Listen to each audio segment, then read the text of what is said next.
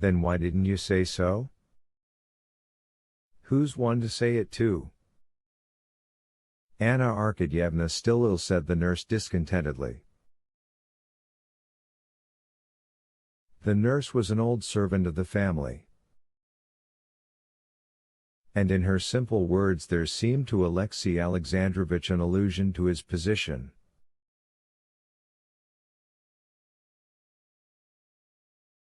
The baby screamed louder than ever, struggling and sobbing. The nurse, with a gesture of despair, went to it, took it from the wet nurse's arms, and began walking up and down, rocking it.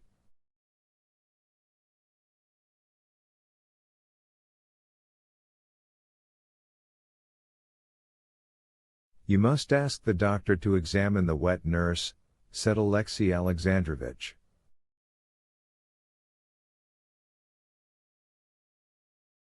The smartly dressed and healthy-looking nurse, frightened at the idea of losing her place, muttered something to herself, and covering her bosom, smiled contemptuously at the idea of doubts being cast on her abundance of milk.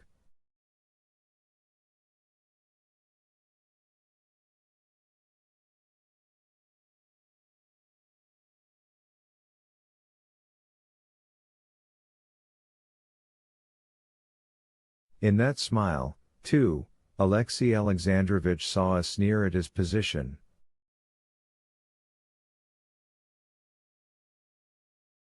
"Luckless child," said the nurse, hushing the baby, and still walking up and down with it.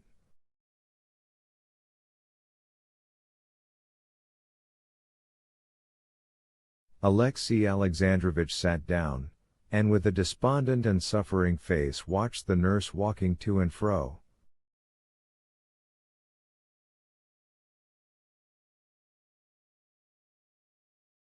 When the child at last was still, and had been put in a deep bed, and the nurse, after smoothing the little pillow, had left her, Alexey Alexandrovich got up, and walking awkwardly on tiptoe, approached the baby.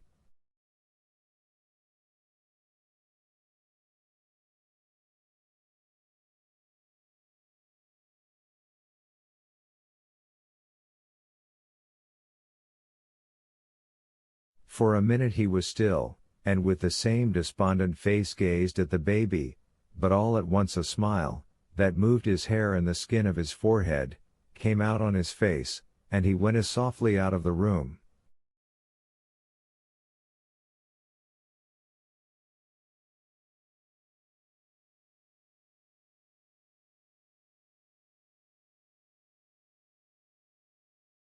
In the dining room he rang the bell, and told the servant who came in to send again for the doctor.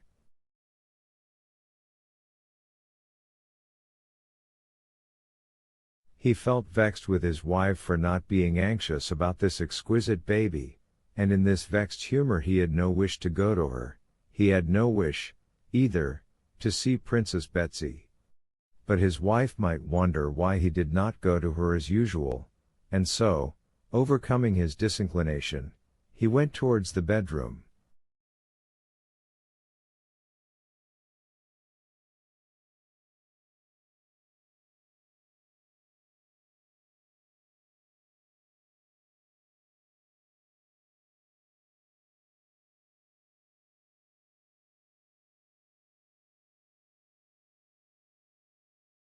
As he walked over the soft rug towards the door, he could not help overhearing a conversation he did not want to hear.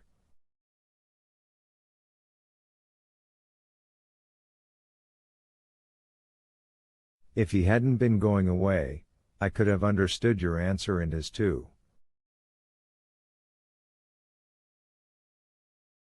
But your husband ought to be above that, Betsy was saying. It's not for my husband.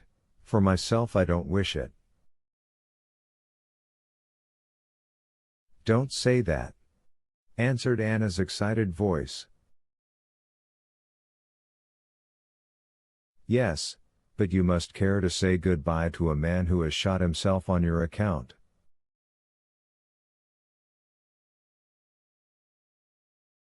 That's just why I don't want to.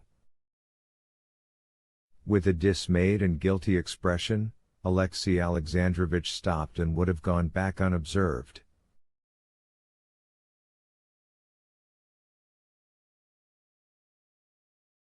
But reflecting that this would be undignified, he turned back again, and clearing his throat, he went up to the bedroom.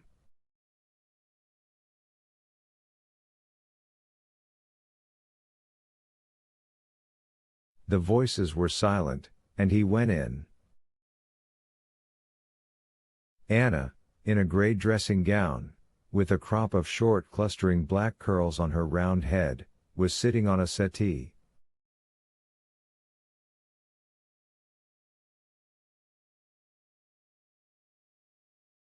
The eagerness died out of her face, as it always did, at the sight of her husband. She dropped her head and looked round uneasily at Betsy.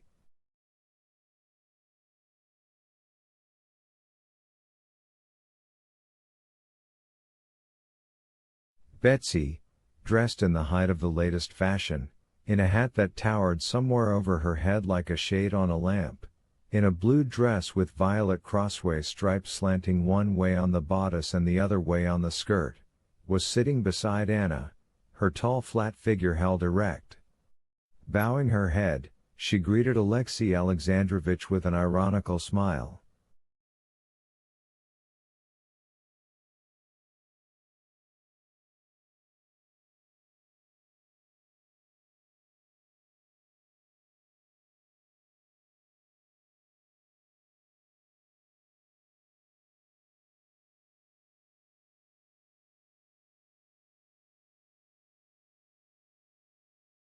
Ah, she said, as though surprised. I'm very glad you're at home.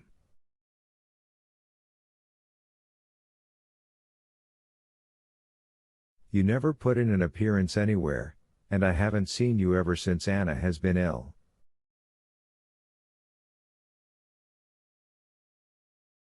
I have heard all about it, your anxiety. Yes, you're a wonderful husband, she said, with a meaning and affable air, as though she were bestowing an order of magnanimity on him for his conduct to his wife.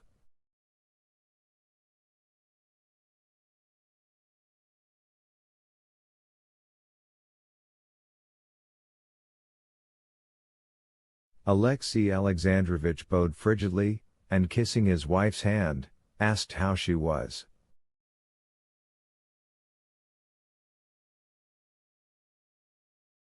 Better, I think, she said, avoiding his eyes. But you've rather a feverish-looking color, he said, laying stress on the word feverish.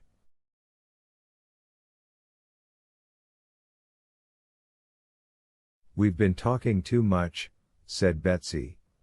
I feel it's selfishness on my part, and I am going away.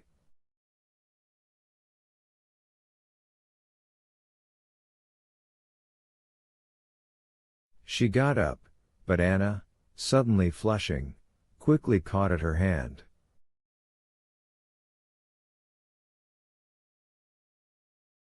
No, wait a minute, please.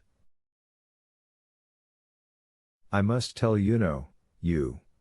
She turned to Alexei Alexandrovich, and her neck and brow were suffused with crimson. I won't and can't keep anything secret from you, she said.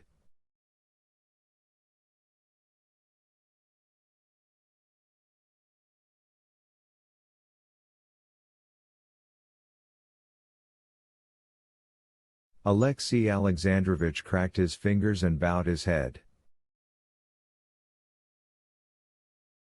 Betsy's been telling me that Count Vronsky wants to come here to say goodbye before his departure for Tashkent.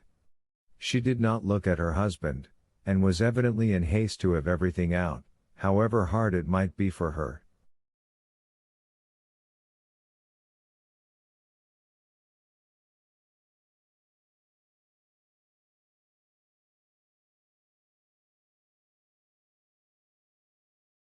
I told her I could not receive him. You said, my dear, That it would depend on Alexei Alexandrovich, Betsy corrected her.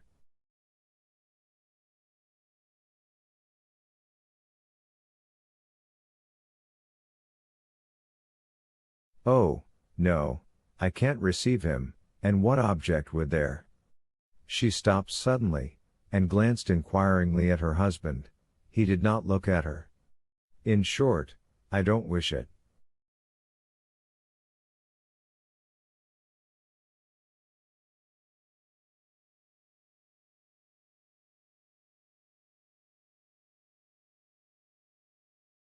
Alexei Alexandrovich advanced and would have taken her hand.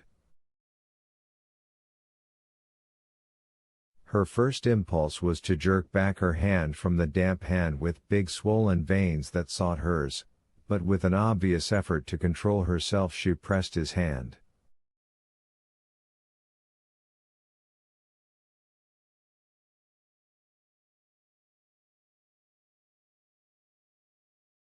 I am very grateful to you for your confidence, but he said, feeling with confusion and annoyance that what he could decide easily and clearly by himself, he could not discuss before Princess Tverskaya, who to him stood for the incarnation of that brute force which would inevitably control him in the life he led in the eyes of the world, and hinder him from giving way to his feeling of love and forgiveness.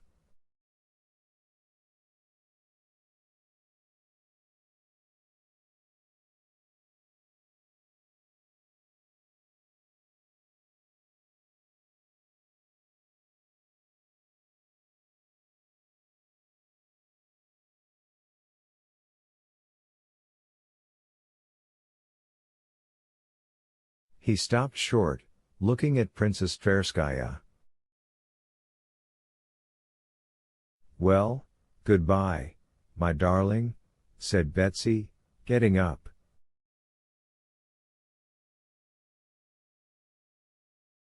She kissed Anna, and went out. Alexei Alexandrovich escorted her out. Alexei Alexandrovich. I know you are a truly magnanimous man, said Betsy, stopping in the little drawing room, and with special warmth shaking hands with him once more. I am an outsider, but I so love her and respect you that I ventured to advise.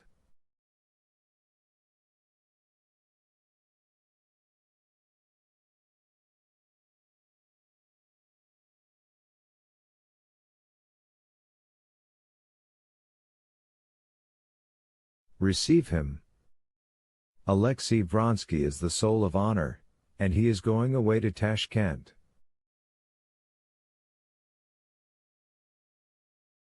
Thank you, Princess, for your sympathy and advice. But the question of whether my wife can or cannot see anyone she must decide herself.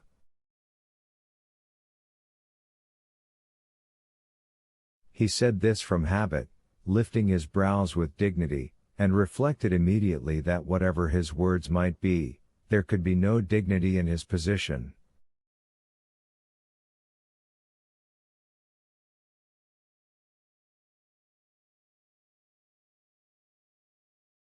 And he saw this by the suppressed, malicious, and ironical smile with which Betsy glanced at him after this phrase.